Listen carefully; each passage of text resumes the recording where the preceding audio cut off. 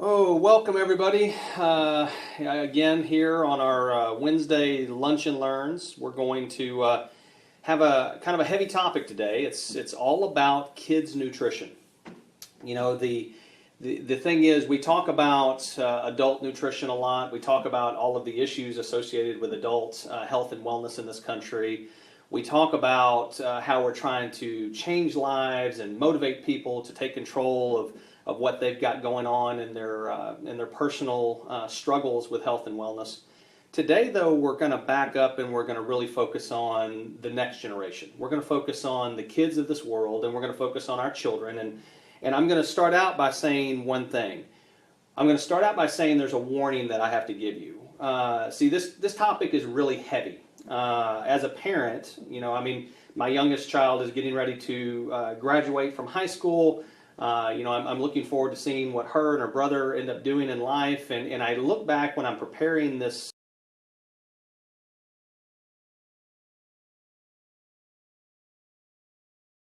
people that think the same thing. They're like, oh my God, what am I doing? The good news is this. We can make, and it's okay. It's all about education. It's all about learning. So let's kind of jump in. First thing we need to understand is our kids are being inundated with ads. From the time they're born, they are a target of trying to get that buy power for the rest of their life. So they want to learn. They want to get the information that makes them, healthy, happy adults. They want to do the things the right way. And in fact, when they go down the aisles with their little grocery shop, cart, they're doing the same thing that we're doing. You can go into any grocery store now and they have these little baskets. The problem is they're being inundated with stuff. And see, even though you see, healthy items in the cart right now, the reality is their main attention span is associated with this. All of the commercials and everything else that's coming at them in multiple different directions about what is nutrition, what is healthy, what is convenient, what tastes good. We actually have sugar added to formula now. So as a result, you have babies that are getting addicted to sugar before they even have an opportunity to determine what it is that they want to do for the rest of their life. We got to do something about it as parents. Now, I've talked about this a couple of times before, but I want to really touch on this point and make sure I drive it home. You see, part of the reason why I show the bliss point every time I do anything related to nutrition is so that people can understand and appreciate what is actually happening in the processed food industry.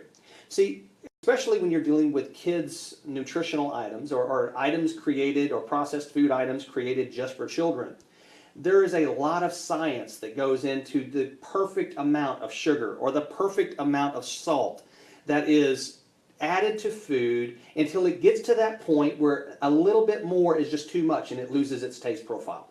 See, scientists spend hours, days, weeks, months, years getting to the perfect point that they call the bliss point.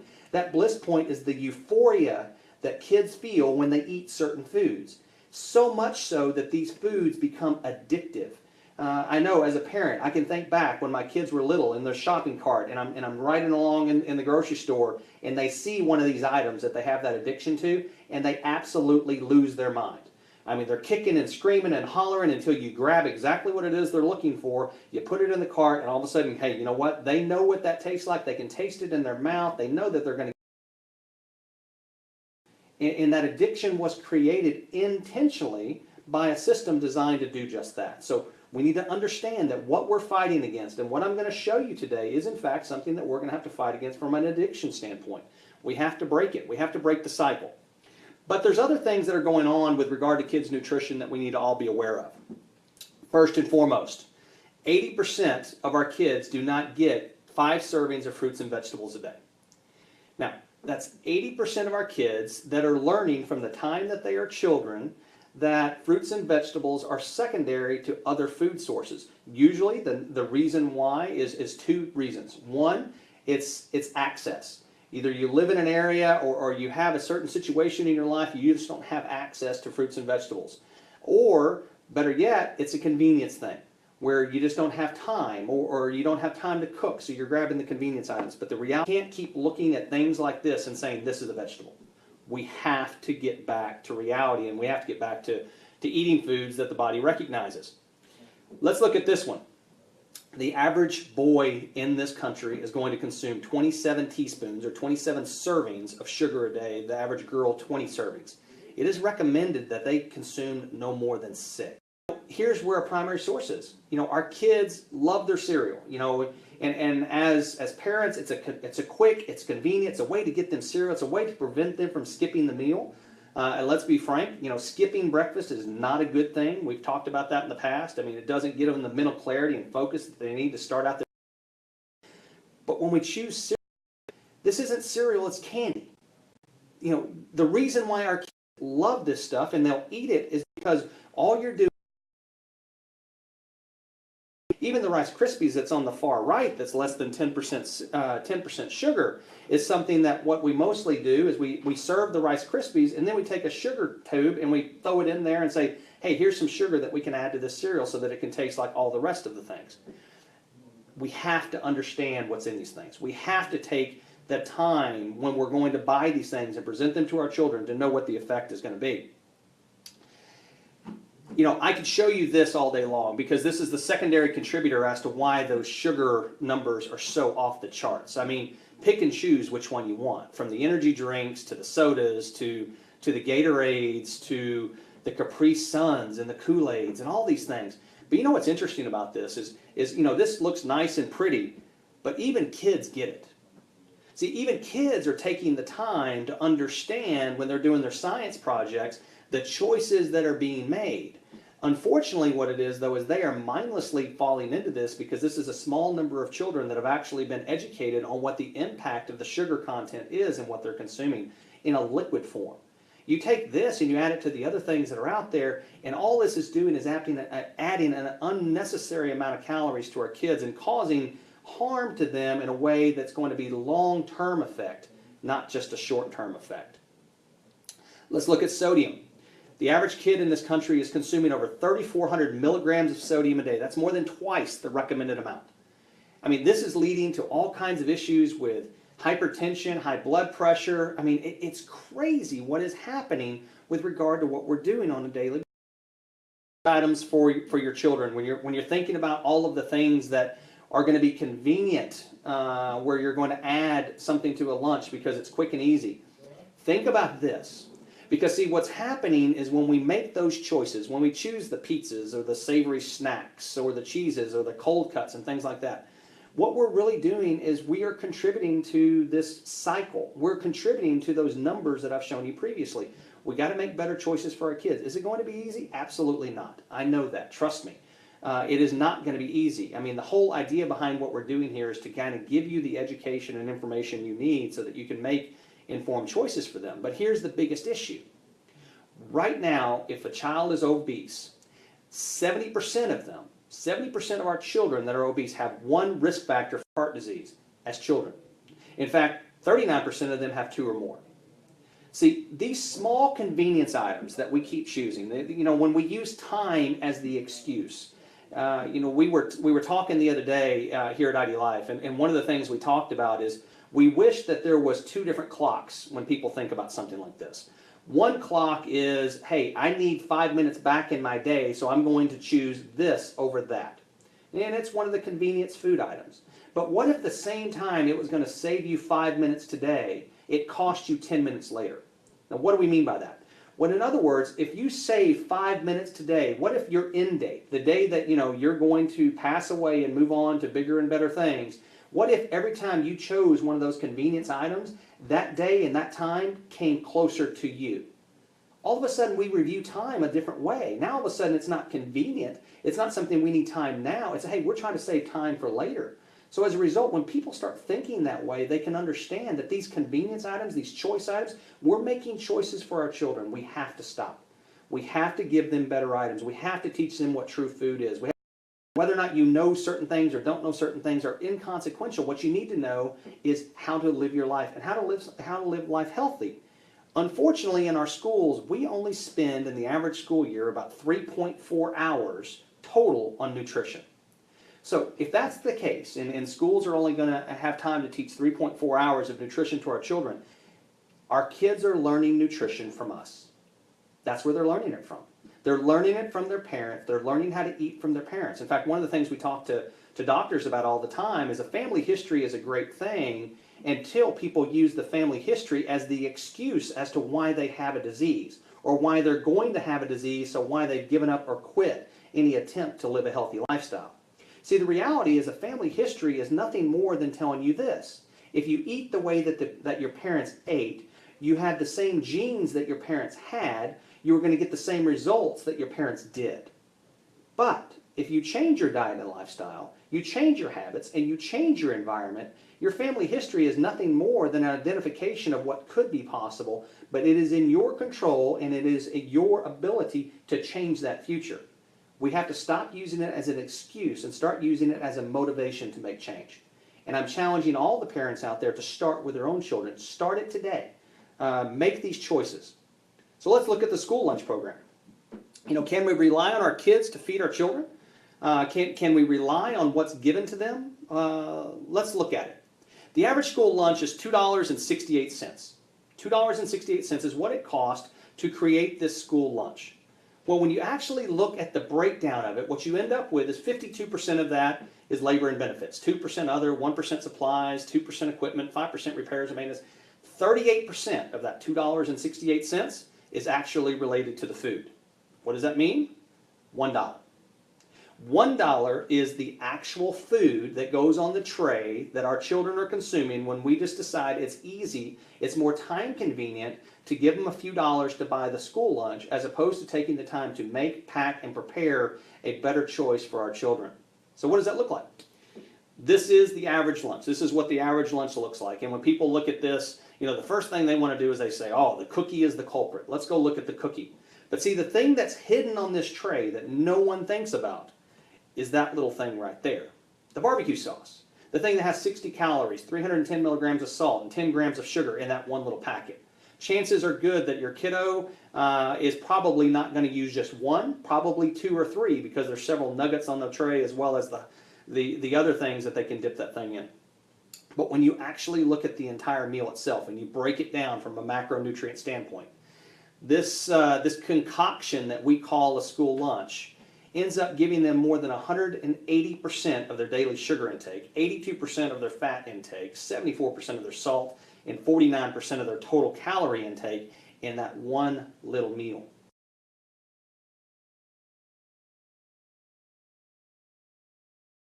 That's the impact. And this is before we get into all the snacks, the sodas, the drinks, and all the other things that we are giving them along the way during the day. In fact, one of the things, parents, I want you to think about. You know, when you take a kid to a sporting event or something like that, and we're going to hand them the Gatorade, the Powerade, the vitamin water, something else that's, you know, sugar-based before the game, and then we're going to give them another one after the game. In number sense, you've probably just given them 3x the amount of sugar that they need in a given day. Let's remember when we're driving home and they're bouncing off the back seats and jumping up and down and screaming and hollering, and we're getting ready to lose our minds and turn around and yell at them, that we were the cause of the issue for which we're upset. So just a little tip. Trust me, I've been very convicted about this lately when I was doing all the research and finding all this information that, you know, for the longest time I have blamed kids, my children specifically, for being unable to control their activity level. And in reality, I was the contributor of the cause of what I was upset about. So just a little help there. And oh, by the way, I have, you know, talked to people about this before, and I said probably the healthiest thing on the tray that you see right there is most likely the napkin. So keep that in mind if this is the choice we're going to make. Let's look at another convenience item that is made and designed just for our kiddos. You know, this is one of those other things, we're going down the grocery aisle and we're like, okay, there it is. That's something we can do for lunch. And in fact, it has 11 grams of protein. I can see it right there. And protein is something that kids need to grow muscles and everything else. But see, the protein that is so prominently displayed there is only 44 calories of the total 320. When you actually start looking at the numbers, what you find is the fat is 72. The carbohydrates is 51 grams. That's 204 calories of the 320. And in fact, when you look at this one little item, just the sugar content, that's 6.75 servings of sugar in this one convenient item designed just for kiddos. Remember, the average kid only needs 6 servings a day. This is in excess of the total amount they need for an entire day. And this is what's being given to our kids as lunch. This doesn't count what they had for breakfast if they had the cereal, what they're going to have for dinner if they have the pizza or whatever. It doesn't count all of the beverages that they're drinking in between. This is just lunch. This is a contributor to the issue. Now, how much is spent on obesity-related health care annually? Just, think about that number. Think about what you think this is. Total health care associated with just obesity in this country, on adults and kids. The number is $344 billion. $344 billion is related to annual health care in the U.S. What does that mean? That means $1,075 per man, woman, and child that gets to call themselves an American citizen. All Americans, every single one of them, from the day they are born, they get to contribute $1,075 to our obesity health-related issues. That's what we call an epidemic. That's a problem. We have to wake up. We have to do something about it. If not for ourselves, we have to do it for our kids. So what are the numbers? What are the issues that we're dealing with? 1 in 3 children is overweight. As we said here today, 1 in 3 kids is overweight in this country. So what does that look like? 25 million children. 25 million children in the U.S. are overweight, go to school every single day overweight, deal with the issues of being overweight as a kid. Where does that come from? Well, in 1970, there was 5 million. 2015, there's 25 million. Better yet, let's look at something else. I mean, if you're as old as I am, you can still remember when something was called, adult onset diabetes. Now we just call it type 2. And the reason why is because in the last 5 years, the number of cases in children has skyrocketed from 5,000 to now over 208,000 cases per year. This is insanity. Let's look at the other aspect of things. Let's look at these other things. 96% of our elementary schools have no physical education classes. And 2 out of 3 kids get no physical activity a day. In fact, the average kid is spending 30 minutes outside playing per week.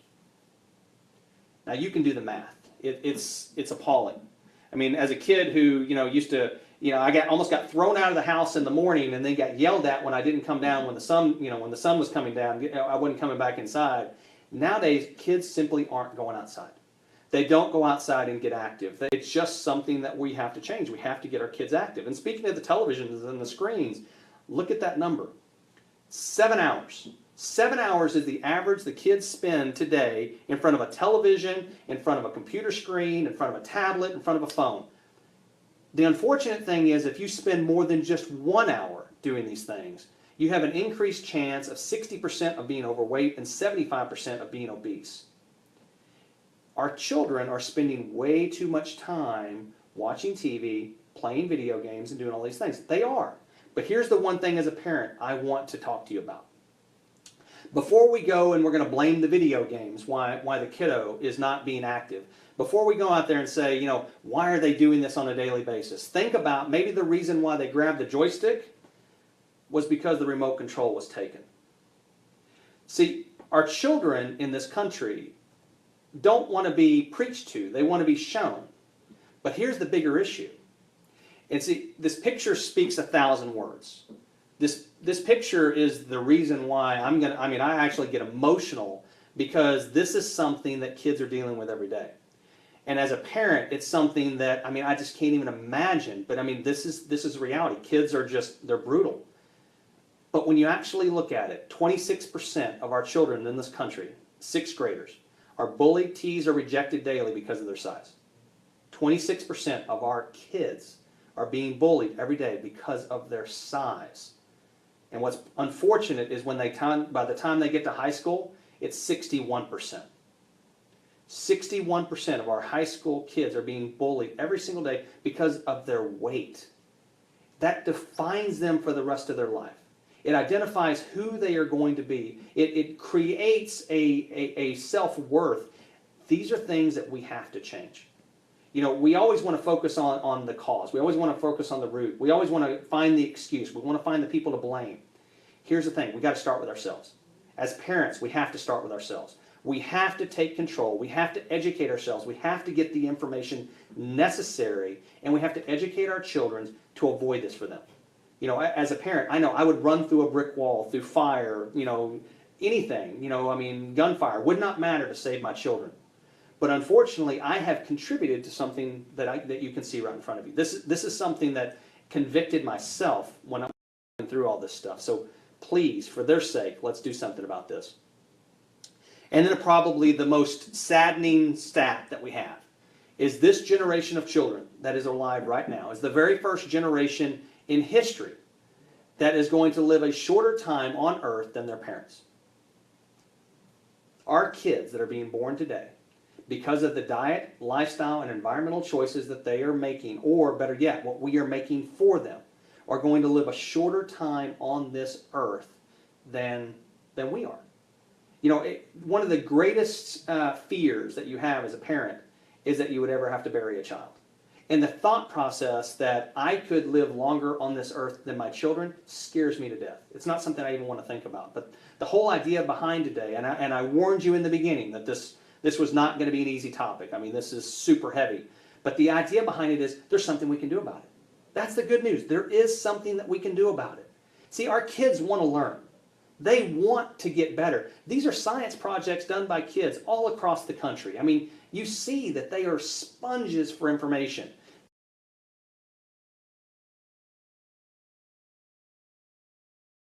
Mirror what we're doing. If you don't believe me, I mean, just look at it. But here's the one thing. Your child will always follow your example, not your advice. Remember this. They're going to follow your example, not your advice. So they're going to do what you do. It's kind of like I said earlier, you know, the joystick versus the remote control. If you're telling them to get outside, but you're sitting on the couch watching TV, that's not going to work. If you grab them by the hand and you go outside with them, now you're doing something with them. You're showing them healthy habits. Look at these pictures. If you ever doubted what our kids watch, you know, our CEO at ID Life, you know, he always talked about he had some toy cars for his kids that he bought. And what was funny is before they would get in and play with the cars, they were asked where the keys were. Now, these are 3-year-old boys at the time, and they wanted to know where the car keys were. They'd never been talked about car keys. No one had ever taught them what a key was to a car. What they had done is watched their parents take the keys, put them into the ignition, turn it on, and they knew that a car was associated with a key. You know what? Kids are watching us every day. It's not enough just to buy the kids the right thing. Guess what? We have to do the right thing as well. We have to make the right choices, because when we start making those choices, our kids are going to want to mirror our activity. They want to be like we are. They have our genes. They have our love. We're there to protect them. We're there to take care of them. We have to show them the way. We have to stop telling them what to do and start showing them how to do it. That's what we got to do. Now, at ID Life, we have, you know, the wonderful kids experience. We have all kinds of things here just for kids that are made just for them. It's an amazing thing where parents and kids can come together and learn all about it.